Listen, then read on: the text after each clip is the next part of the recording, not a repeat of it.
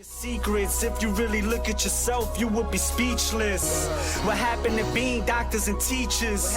What happened to being your brother's keeper? Nowadays, kids more worried about the... Coming soon to BandClap TV.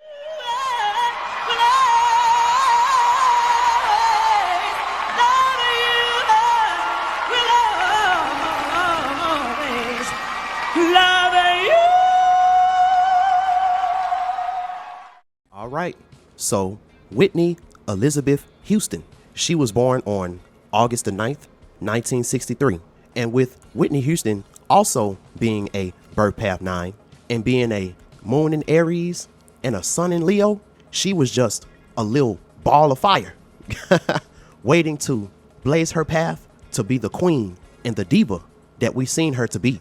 We all know that Whitney Houston was very, very talented. She was a model, an actor, a singer, and a dancer who started out singing gospel.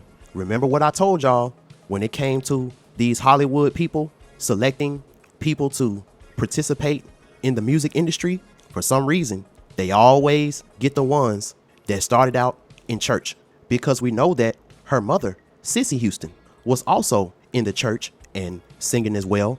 And Whitney would sing with her mom, because with her being a Leo, and we know how powerful the voice of a lion is and how commanding it is. And then with that Aries moon, it really gave her that fire that she needed to literally have one of the most distinctive and emotionally moving voices that this music industry has ever seen. But just like all of the other celebrities that I've covered on BandClap TV, Whitney Houston would rise to fame and also meet a untimely demise in a life filled with whirlwind romances, drugs, and a slew of misfortunes.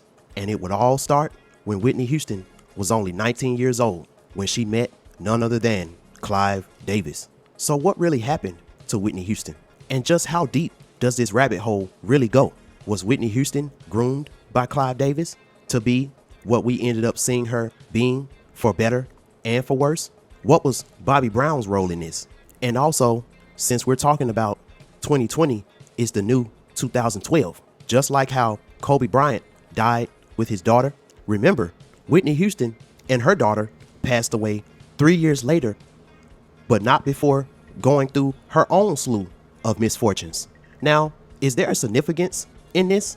And what exactly does Hollywood have up their sleeve when it comes to their selection, their grooming, and their complete domination and control of these innocent souls when they get into this music industry? And what was the goddess or goddesses that Whitney Houston represented?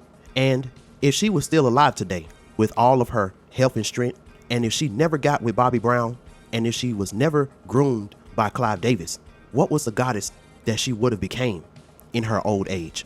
All these questions and more will be answered on the next episode of BandClap TV. So I asked Whitney Houston, what does she think about Marcus Houston's relationship or whatever?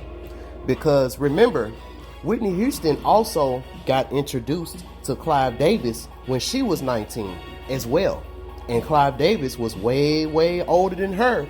Yeah, I mean. So the first thing she said was, she was like, she feels very, very sad. She has sad feelings for Marcus Houston, because she really feels like, you know, he found something good.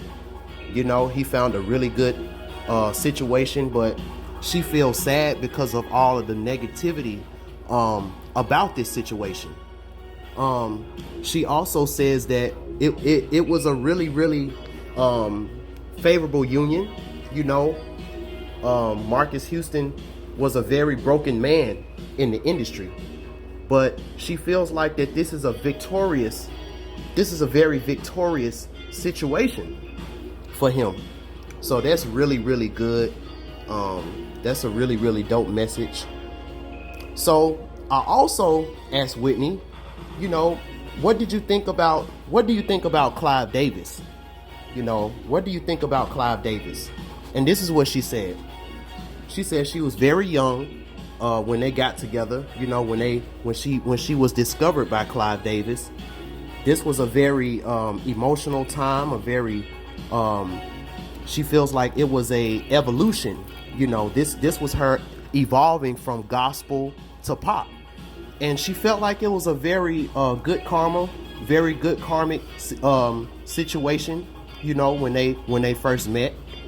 But then upon staying signed, you know, to Arista Records, and upon her you know, rise to fame and all of those things, she started to see how psychologically ill and imbalanced the situation ended up being, because she looked at Clive Davis almost like a god, almost like a father.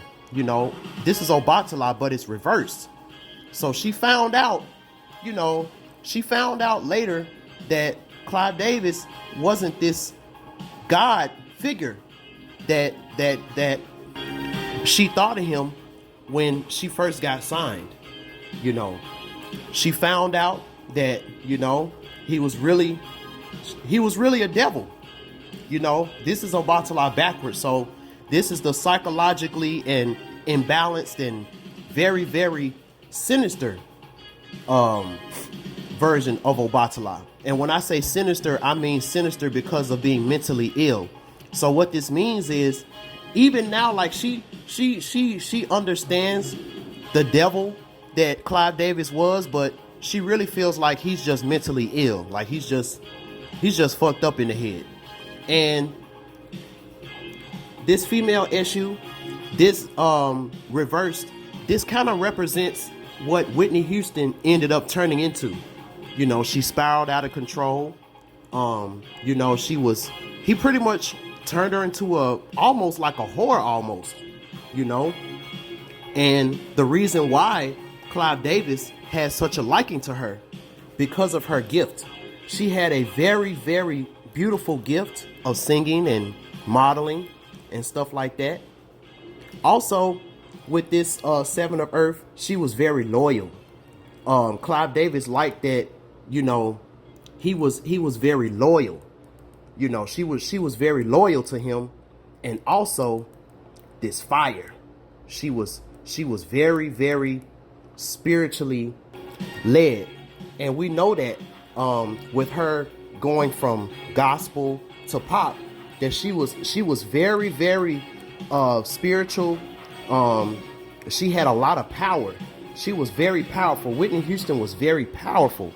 And having this relationship with Clive Davis, he was able to suck that energy from her. He was able to absorb the fiery energy that Whitney Houston had inside of her. Now, these were all things that Whitney Houston was very naive about at the time, you know, because at this time she was very famous. You know, she didn't really realize how much of a demonic and just how much of a low down and sinister character that Clive Davis was until it was too late. And yes, Clive Davis, he did groom Whitney Houston. I mean, you know, he really did. And just when she thought that the grooming had stopped, when she got with Bobby Brown, she found out that he was also a part of the plan.